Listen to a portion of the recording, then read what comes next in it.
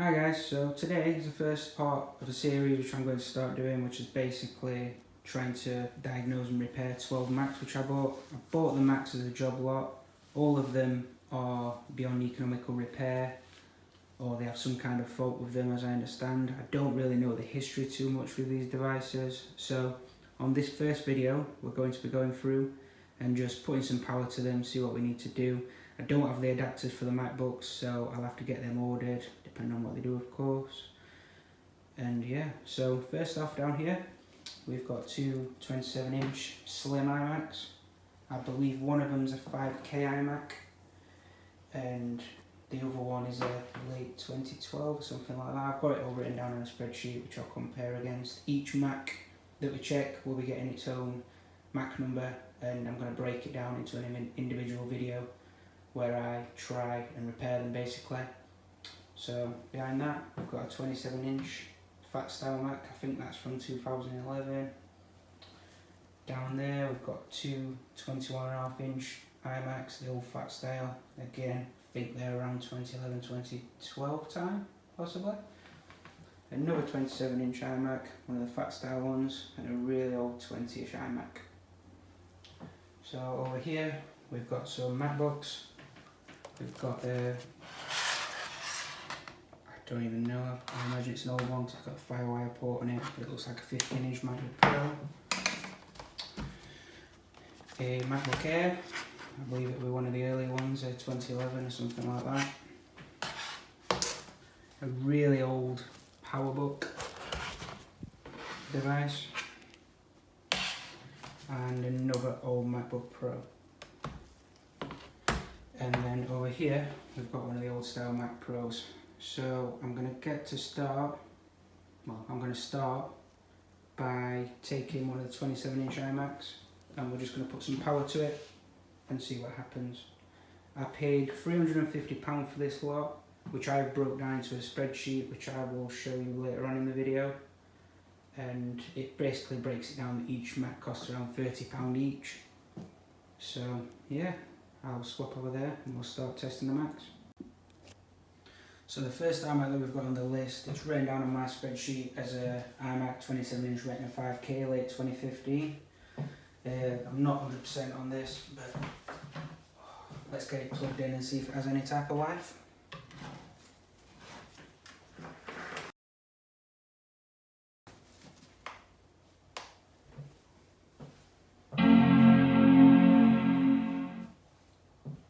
So we've got the chime, which is a good sound. By the looks of things, we've got the Apple logo.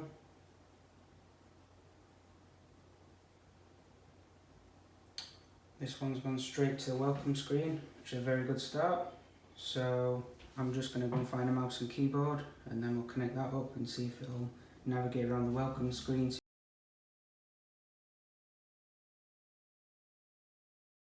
With this iMac being a 5K Retina one, I'm hoping that I'm going to regain the most of my money from this iMac. As I said, some of the older Macs are probably not worth that much. I will try and part them out if we can't get them working, once I can figure out how to plug the mouse and keyboard in. I know it's not an Apple mouse, it's a Windows mouse, a Windows keyboard, but it's just for testing purposes. There we go. Okay. So navigating through this, you can see all the Wi-Fi networks, the Wi-Fi looks good. I'm just going to continue for the time being.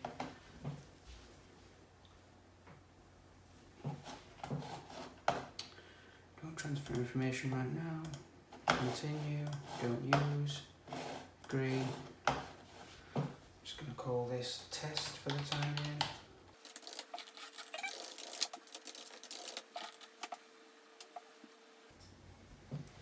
So I'm in the UK, and because I'm not connected to the internet, I'll just select the UK.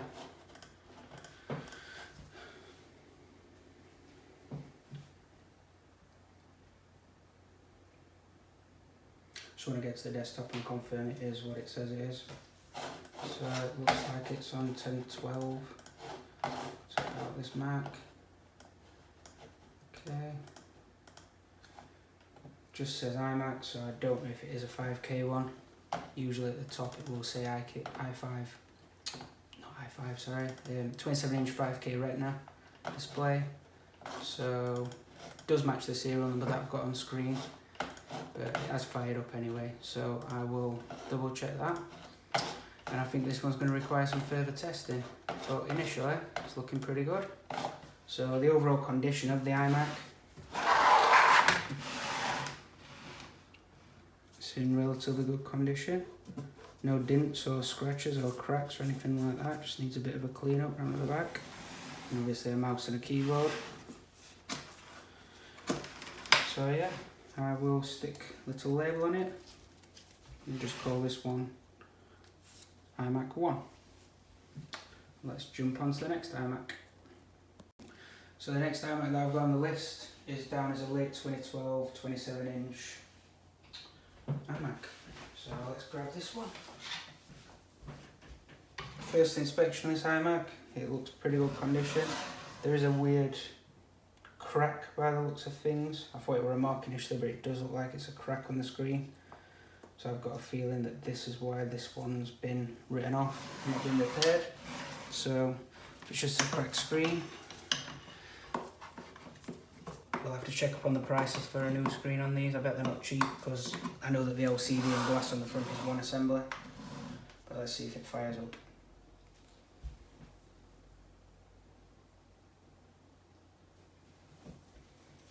Okay, so it looks like that this iMac was actually just asleep.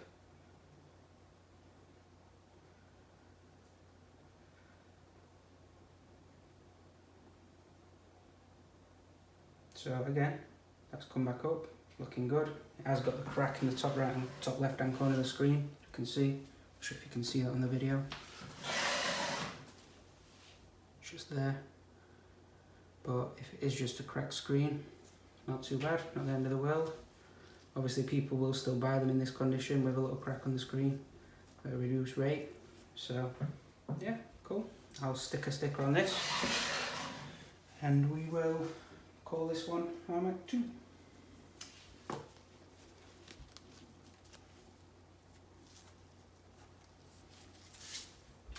And then we'll jump on to the next iMac. So the next iMac on my spreadsheet, it's an iMac 27-inch again. This one's a mid-2011, so it's one of the fat iMacs. 3.1 Gigahertz Core i5. So let's just lift it up. Let's give it some power, see where it goes.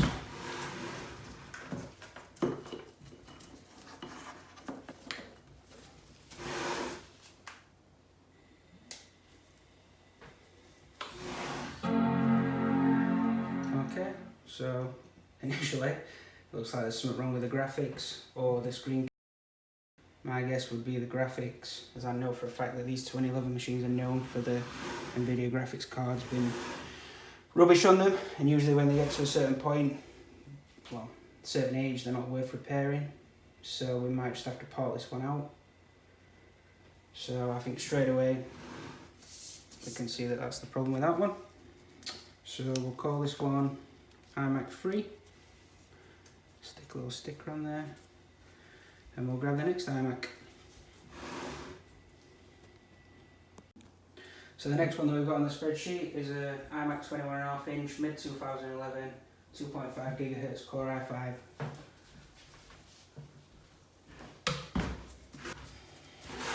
So let's press the power button, see what happens.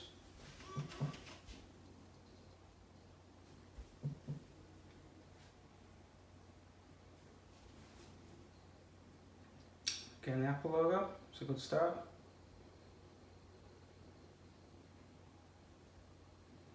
Sounds like it's got a mechanical hard drive in there that's chugging away.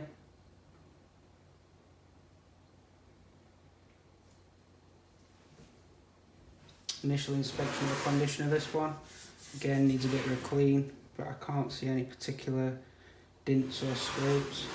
There's a little bit of scratching to the bottom of the stand. Just bring that back so you can see it just there. But it does appear to be booting, which is a good start. So that's going straight to the welcome screen. I'm not going to bother setting this up, as that's enough just for the initial test. So I can get it numbered up and written down on the spreadsheet that it booted. So we'll call this one iMac number 4.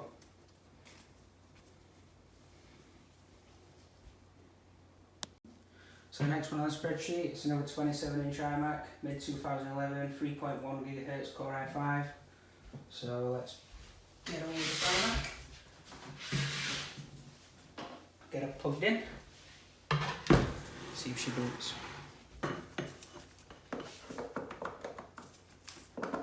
I keep plugging the power cable in upside down.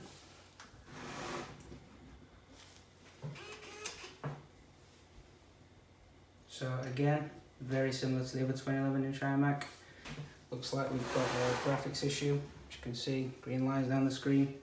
It is still booting in the background, which leads me to think again it's either a screen issue or a graphics issue. My money would be on the graphics issue, as again I say these 2011 machines, the 27 inches, are known for the faulty NVIDIA graphics cards, and I've seen this happen quite a few times. So we will number this one up as iMac number 5.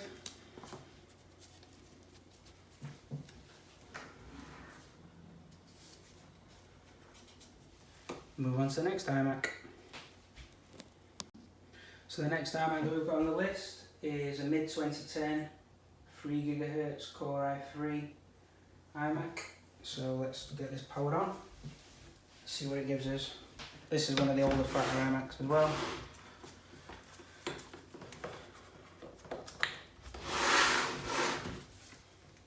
So let's see what she does.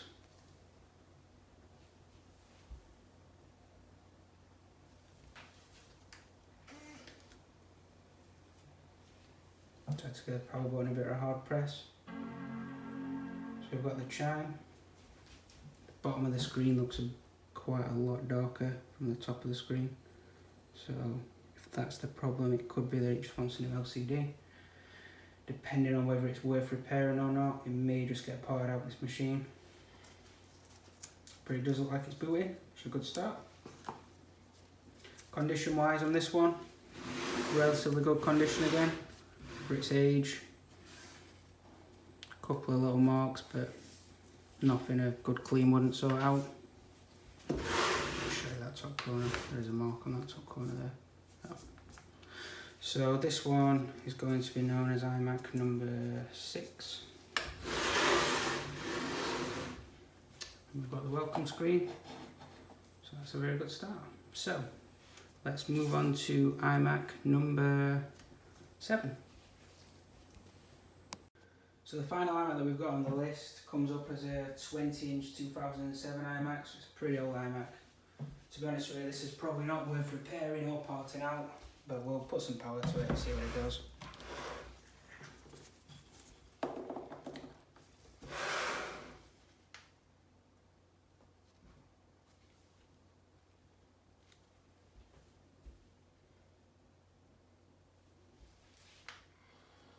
There we go.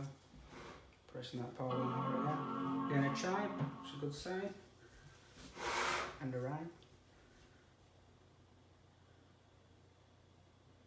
So we've got the Apple logo. Again, this machine, condition wise, it's okay. It's one of the older ones with a black back, which I personally think look horrible. But I certainly will not be using this machine, so who cares? There's a couple of little scratches on the stand down at the bottom here, if you can see that. But as I say, not too worried due to the age of the machine. But I think that'll do for the initial test. It's firing up, so we'll just call this one iMac number 7, and we'll test it further when we get round to it.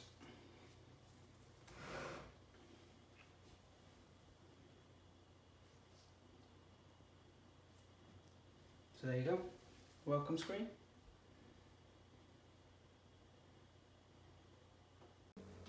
Okay, so the next one on the spreadsheet is a MacBook Air 13-inch mid-2011.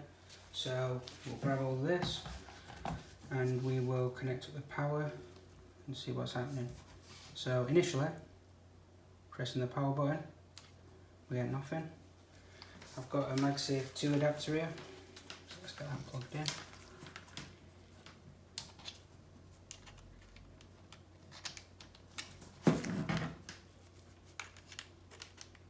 Okay, so it turns out that this is a MagSafe 1 adapter, so that's the end of that. So as we said, that one's completely dead at the moment. I will need to try and find a MagSafe 1 adapter for this, because I don't have one lying around. Overall condition, looks pretty good for its age. A couple little marks, but no major dents or scratches. The LCD looks intact, it doesn't look cracked or smashed or broken. Overall it looks pretty good. All clicking. It could have had some water damage or something like that, but until I get a proper charger for it, I won't be able to test it. So we'll label this one up as Mac 8. I will order a charger and then we'll come back to that one. So the next one, which is on my spreadsheet, is a MacBook Pro 15-inch, early 2011, 2.2 Gigahertz Core i7. On initial inspection of this MacBook, I think I can see something that's not right straight away. If you look down here, the bottom is expanded. It's most likely the battery, as you can see it in there, which is not great. It's all bulged up over here, terribly. So I'm not even going to attempt to power this thing on, just in case it blows up and I die. Don't really want that to happen. Don't really even like having this in my house, but there you go. So condition wise internally, there is a scratch on the LCD there. It's like, no, alright, there isn't a scratch on the LCD, just cleaned off in my hand. Again, as I say, I won't plug it in anyway until I remove that battery, but it's a older style charger which I don't have. So we will mark this up as Mac number 9 and do a little bit of further testing later. So the next one on the list is a PowerBook G4 2005, so it's a very old one this. There's no chance I will ever have a charger for this, so we'll just do a visual inspection. As you can see, there's a bit of a dent there, marking that top corner, underneath, a little bit scratched. Inside, looks pretty good actually, not too bad. Hit the power button, nothing at all. It's probably not had any power in it since 2008. I don't know whether I'm going to bother going to the trouble of buying a charger to even test this device. Put a comment below if you think I should. Otherwise I might just whip the hard drive out and just sell it for spares or parts for somebody who may need a new chassis or a new screen or LCD or something like that. But for the time being, that one can be called Mac number 10. We'll chuck this aside and we'll grab the next one. So the next one on the list is a MacBook Pro 15-inch 2008. It's written as a 2.4 Gigahertz Core 2 Duo. Again, it's going to use a MagSafe 1 adapter, so I can't test this thoroughly. Initial inspection, the lid seems to be very loose. Pulling it back, I can see there is some kind of glue residue here, along with a cable popping out, which could possibly be one of the antenna cables for the airport card. Yeah, it's very, very loose. As you can see down there, doesn't even line up with the front. There's a gap. Turn it upside down. You can see that as well. It's not lined up correctly. Looking down the back of here, a lot of horrible gluey type residue. This one may just be one to connect to power to, see if it fires up, see if anything happens once I have a charger. But it's not looking in great condition, so this might be one again, same as the G4 or the PowerBook, which just gets put straight on for spares and repairs and for parts. So this one will be Mac number 11, and that is the last of the MacBooks. We have now just the Mac Pro to test. So for the last Mac on the list is the Mac Pro. It's a 2008 one, so it's quite an old one. I have literally just plugged in the power. I didn't have a DVI output on the back of this LG Beauty Flatron that I've just pulled out of storage. Trust the old tester monitor. So I've just used the VGA adapter that goes from DVI to VGA. Don't think that'll cause an issue. Got 2 USB plugged in for the keyboard and mouse. So we're just going to try and hit the power, see what happens. So we've got a white light, something sounded like it were firing up inside. the fan spinning on the monitor. We got an image for a second.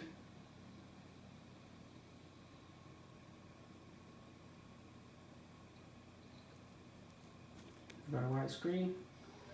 Okay, let's reboot it again. So it looks like it's stuck in a bit of a boot loop. So I think we will call it a day for this one for the time being. Well, as you can see behind that, there is an Apple logo. It looks gigantic, so my feeling would be there could be something wrong with the graphics card, or could just be thinking about starting up, not sure. We'll test it further later. So we'll call this one iMac number, not iMac, it's just a Mac.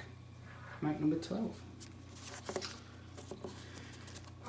So that's it for the job lot. They're all down there, all ready for the further testing. All I need to do is update my spreadsheet. Okay, so just before I end this video, I just thought I'd quickly show you my spreadsheet that I'm going to be using to keeping track of these. So on the left hand side there, you can see I've numbered 1 to 12, as we know. I've got the serials on there. I don't really want to show them on YouTube because I don't see the point in it. So model numbers are there, well, not the model, the actual model types are there. Age, processor, costs. So all I've done there is I've basically just split the total cost of the lot down, and it, like I say, equals around £30 each, £29.16. And here I have put down the faults which we found while we were just initially putting them on. So we do need to get a charger for those machines there. I mean, like I say, I'm not 100% sure if I'm even going to bother buying a charger for the PowerBook G4 just because of the age rate. I can't see it being worth too much. It'll probably be best off just chucking it on. If you do want me to do that, comment below, see what you think, and I'll buy one. I expect to be able to get a replacement one, a genuine one, for around £20. And it'll be worth it for them machines, just not much for the G4. So yeah, that's pretty much it. If you like the video, please hit the like button, comment below, and subscribe, as I will be testing all these other iMacs one by one. Thanks for watching.